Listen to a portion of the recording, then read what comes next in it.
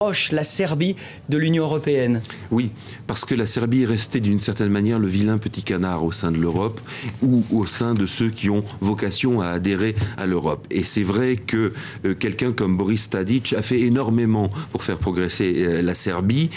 Simplement, il a aussi un agenda interne, en l'occurrence des élections en décembre prochain, avec une opposition qui voulait anticiper les élections, et l'arrestation de Mladić est non seulement, bien sûr, et au premier chef, une arrestation extrêmement forte en termes de politique, en termes de symbole, en termes d'examen de conscience sur son passé, mais elle correspond aussi à un calendrier politique interne de la Serbie qui permet ensuite à Tadić de valider et de maintenir sa candidature ferme pour l'entrée de la Serbie un jour dans l'Union européenne. Alors on a entendu l'émotion de Géraldine Mattioli, de la porte-parole de Human Rights Watch. Je vous propose d'écouter la réaction, le témoignage aussi d'un journaliste français, Morad Ait Abouch, qui est un des très rares journalistes à avoir rencontré Ratko Mladić pendant le conflit en Bosnie. On écoute sa réaction.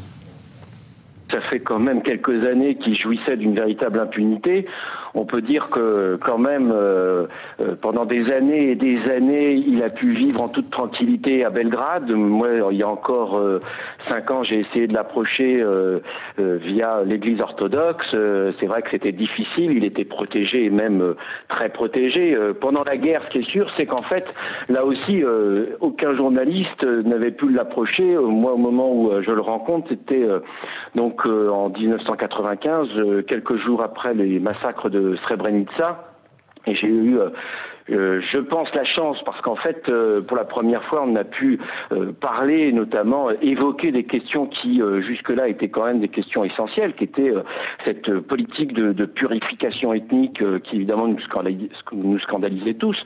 Donc c'est vrai que quand il parlait de l'épuration ethnique, etc., c'était systématiquement pour dire que, de toute façon, c'est juste une suite d'une histoire qui avait commencé avec l'invasion par les Ottomans et les Turcs de l'ex-république yougoslave et donc la Serbie.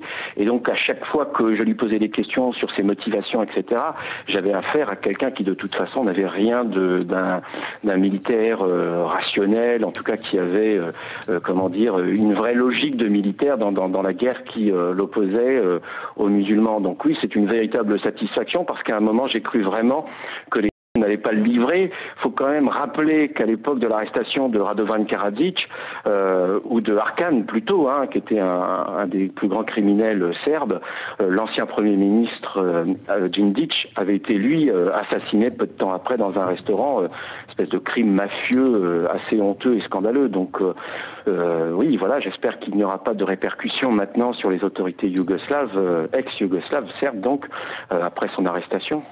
Voilà pour cet témoignage.